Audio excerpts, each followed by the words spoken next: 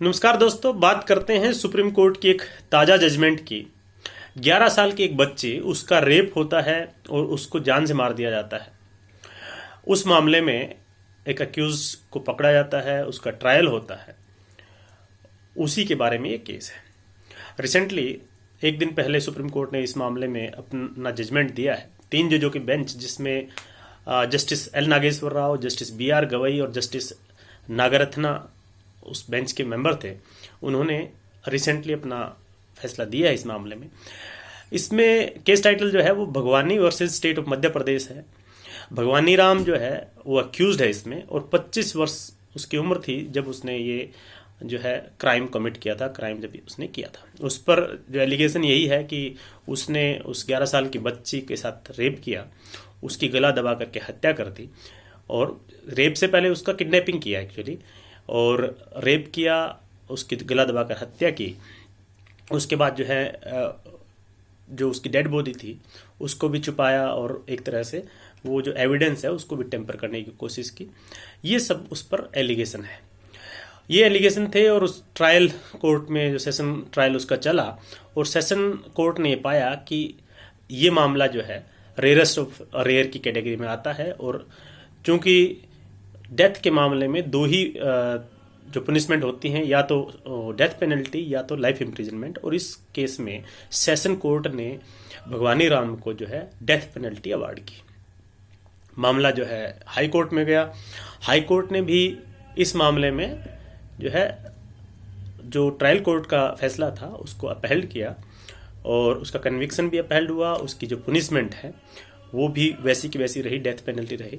उसके बाद special leave petition file करते हुए सुप्रीम कोर्ट में ये मामला आया।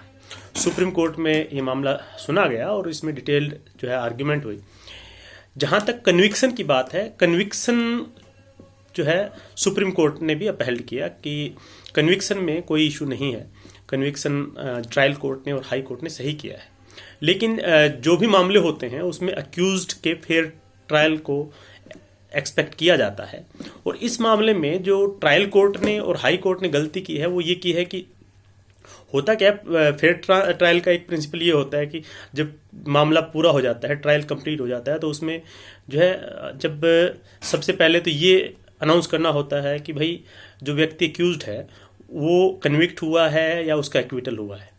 जब ये एक दिन पे तो ये किया जाएगा कि कन्विक्शन हुआ है या एक्विटल हुआ है। अगर एक्विटल है तो वो घर जाएगा, और कन्विक्शन हुआ है तो फिर एक नेक्स्ट डेट जो होती है उस पर फिर इस पे बात होती है कि जो व्यक्ति है उसको पुनिशमेंट कितनी दी जाए उस कन्विक्शन के बाद। यानी कि वो दोषी है तो अब उसको कौन सी, जैसे इस मामले में जब मर्डर अक्यूज था और उसका कन्विक्शन हुआ, तो अब उसको डेथ पेनल्टी दी जाए या उसे जो है लाइफ इम्प्रिजनमेंट दी जाए।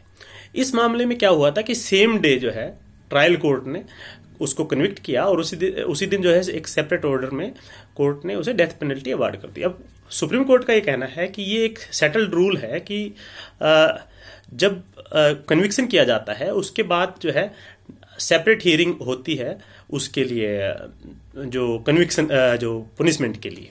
अब सेम डे में जब सारी हियरिंग और सब कुछ हो गया तो उसमें दिक्कत ये आती है कि फेयर ट्रायल इसलिए नहीं माना जाएगा क्योंकि डेथ पेनल्टी के लिए जब क्वांटम ऑफ पनिशमेंट कितनी सजा दी जाए उसमें फिर ये देखा जाता है कि भाई एग्रीवेटेड सर्कमस्टांसेस कितने हैं, और जो है एक तरह से उसके पक्ष में किस तरह के सर्कमस्टांसेस है, जो मिटिगेटिंग सर्कमस्टांसेस जिनको कह सकते हैं।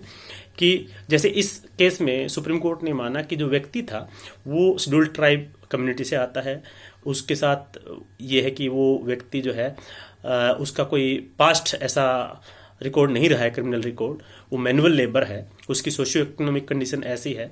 और कोर्ट ने माना कि जो स्टेट है, प्रोसिक्यूशन है, वो ये प्रूव करने में या ये ऐसा कोई चीज़ रिकॉर्ड पे लाने में नाकामयाब रहा है कि जिससे ये कहा जा सके कि जो अक्यूज्ड है उसका रिफॉर्मेशन नहीं हो सकता है। तो ये सब बातें कहते हुए कोर्ट ने इस मामले में जो डेथ पेनल्टी थी उसको जो है लाइफ इम्प्रिजनमेंट में कन्वर्ट कर दिया है।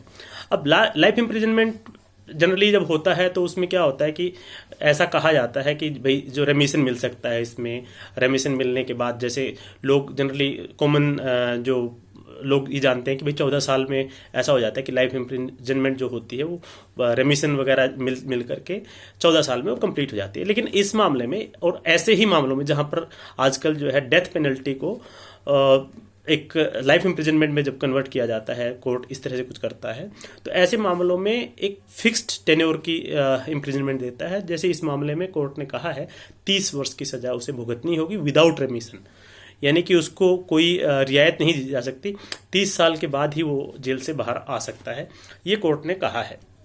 कोर्ट ने इसमें ये मानते हुए कि भारतीय संविधान के अनुच्छेद 21 में जो right to life and liberty है उसका वोलेशन एक तरह से फेयर ट्रायल का हुआ था इसमें, और इसलिए वो जो हियरिंग थी, जो पुनिशमेंट पर जो हियरिंग होनी थी वो सेपरेट हियरिंग होनी थी, ताकि वो ये मटेरियल दिखा पाता कि उसे उसके पक्ष में क्या क्या सर्कमस्टांसेस थे।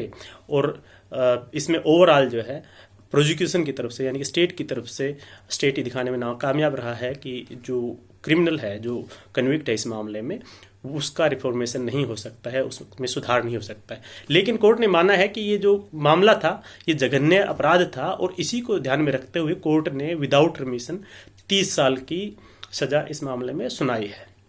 तो ये है भगवानी Ram versus state of Madhya Pradesh का मामला। नमस्कार, धन्यवाद।